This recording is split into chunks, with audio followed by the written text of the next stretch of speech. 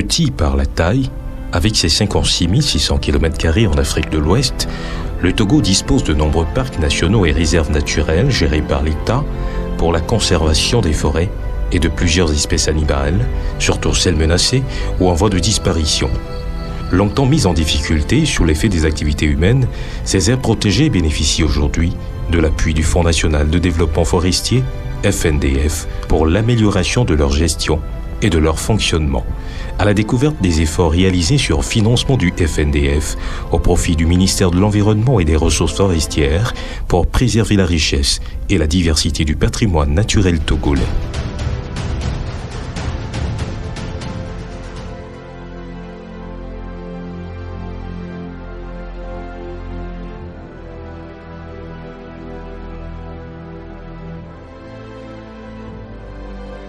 Parc national Haut-Ikéran. Environ 540 km de Lomé, la capitale du Togo. Nous sommes précisément à Nablougou. Étendue sur 169 000 hectares, cette aire naturelle est créée par décret depuis le 25 avril 1971 pour la conservation de la diversité biologique. Un objectif pas toujours facile à atteindre à cause de l'assaut répété des envahisseurs comme ces riverains qui se donnent à cœur joie depuis des années à l'abattage illicite des arbres, ici, à Nablougou Ouest, pour leurs besoins personnels. Mais cette fois, les choses vont tourner court pour ces ennemis de la forêt.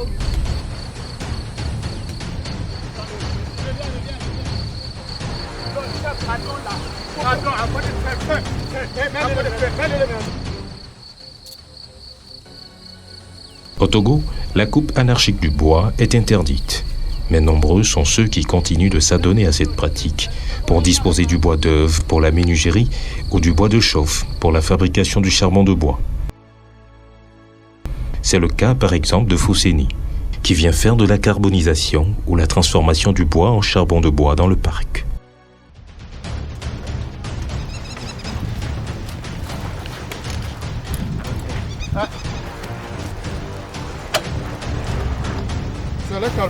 Des soldats de la forêt qui veillent au grain dans le parc national Haut-Ikéran, à cheval sur la préfecture de l'Akéran, dans la région de l'Akara, et la préfecture de Loti Sud, dans la région des Savanes.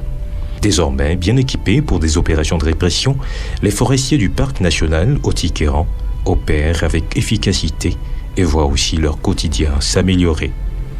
Des changements notables qui interviennent grâce au Fonds national de développement forestier, qui permet d'appuyer les actions de ce parc. Cette année, nous avons eu l'appui de FNDF où les travaux ça marche.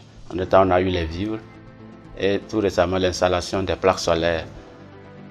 Le Fonds national de développement forestier, FNDF, véritable soutien pour le personnel forestier, a été créé par une loi le 19 juin 2008. Ce fonds est un compte spécial du Trésor public togolais, alimenté par une partie des recettes de services que le ministère de l'Environnement collecte. Le fonds a été opérationnalisé depuis 2014 et chaque année, le fonds a sa contribution belle dans le développement forestier. Les aires protégées dont le fonctionnement demande vraiment un financement conséquent bénéficient de l'accompagnement de ce fonds. Les collègues sont à côté, ils peuvent témoigner. L'autre fois, quelqu'un a dit qu'aujourd'hui, si on amène quelqu'un, il ne va pas vouloir quitter. Parce que de toute façon, comme vivant en terre ici, même pour charger nos portables, avec peine. Et surtout, moi, conservateur, pour rédiger les rapports d'activité, il faut quitter ici, aller à Kanté, 35 km. Vous voyez ça? Donc maintenant que nous avons eu ça, c'est une grande fierté pour nous. Une fierté qui donne du sens à la mission de Kanapin Larry et ses collaborateurs dans ce coin perdu de l'Akéran. Le Fonds national de développement forestier est débloqué dans chaque région en fonction des besoins exprimés en amont, puis adressé à la direction des ressources forestières par l'entremise du directeur régional de l'environnement et des ressources forestières de la région concernée. Et nous demandons aux conservateurs et aux directeurs préfectoraux de nous faire un TDR. Dans le TDR, ils expriment leurs besoins de l'année. Donc il faut un listing, on étudie le TDR ici et on envoie le TDR à Lomé. En l'absence de moyens efficaces pour empêcher l'envahissement et pour traquer ces individus, la tâche était très compliquée pour les agents forestiers. La réserve de faune d'Aléjo ayant aussi fait les frais des coupes anarchiques du bois pour la carbonisation et du braconnage, avait subi d'énormes pertes. Mais aujourd'hui, avec le coup de pouce du FNDF, finit la galère chez ces agents forestiers, visiblement plus heureux, avec le sourire qui renaît sur les visages. Les fonds de FNDF qui nous ont permis d'avoir les motos. Si on est dans le poste sans moto, vous convenez avec moi que le travail serait... ça va tourner au fiasco. Donc c'est grâce à ces motos, grâce au carburant que le fonds FNDF nous donne, c'est ça qui nous a permis de mener à bien la surveillance et la protection de cette réserve. Une tâche à laquelle s'attellent également de nombreux autres acteurs impliqués dans la gestion des ressources naturelles, notamment la surveillance et la lutte anti-braconnage, comme ici dans la région centrale, où se trouve le plus grand parc du Togo, Fazao Malfakassa. Ce vaste territoire d'environ 2500 km², soit un peu plus de 4% du territoire national, est constitué de la réserve de faune de Fazao et celle de Malfakassa, à cheval sur les préfectures de Sotobua, Tchaoudjo, Blita, Bassar et Mo.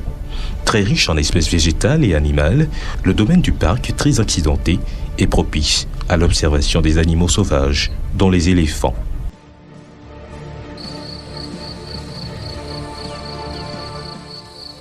La diversité d'espèces animales dans ce parc aiguise l'appétit des braconniers.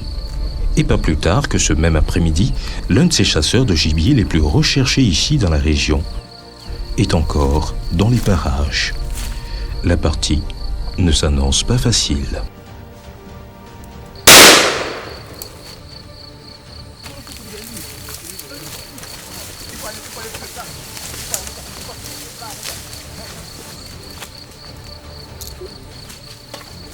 Parmi les éléments qui lancent l'assaut, Ali, un jeune passionné pour la protection de l'environnement. Le héros de cette opération de répression est l'un des 65 agents forestiers communautaires qu'on appelle communément les éco-gardes, ici, dans le parc national Fazao Malfakassa. Des jeunes qui arrivent à joindre les deux bouts grâce à une récompense qu'ils reçoivent sur le Fonds national de développement forestier alloué à ce parc. Nous sommes là, nous avons besoin énormément d'appui, les salaires, les motos qu'ils nous donnent, on n'en parle pas, mais beaucoup de choses restent à faire. Donc les engins, le matériel roulant qui était avec nous est vétuste, c'est ancien, et que vous me permettez qu'on demande encore pour qu'on nous renouvelle ça pour au moins nous faciliter ces travaux-là.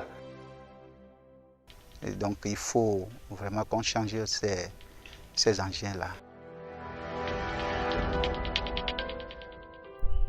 Les éco-gardes sont indispensables dans la gestion, dans la conservation de ce patrimoine. Parce qu'ils sont d'abord des riverains, ils maîtrisent des coins de recoins de ce parc. Donc la gestion participative avec les riverains, ici dans le parc national Fazao Malfakassa, je pense qu'il y a un succès. Toujours dans la région centrale et dans le canton de Goubi par exemple, la gestion participative est un véritable succès. Ici à Chamba, les gens ne se font plus prier pour soutenir les initiatives liées à la sécurisation de la réserve de faune d'Abdoulaye. Des changements de comportement remarquables qui sont le fruit de plusieurs meetings de sensibilisation réalisés en amont. Un exercice financé par le Fonds national de développement forestier. Les fonds FNDF, quand nous les recevons, en dehors de la surveillance, qui est une activité karma sur le terrain, on mène des activités de sensibilisation, surtout en matière de gestion des feux précoces. C'est avec ces fonds que nous diffusons l'information avant de rentrer dans l'activité concrète des feux précoces. Et c'est parti pour un long périple vers le sud. 3 heures de route pour rejoindre la région des plateaux où les retombées de l'accompagnement du FNDF sont tout aussi mesurables. Nous sommes précisément à la brigade forestière d'Amoumono, à l'est de Gléy, 28,6 km à partir de la nationale numéro 1. Une brigade qui assure la conservation des ressources de l'aire protégée à Moumono étendue sur 12 500 hectares.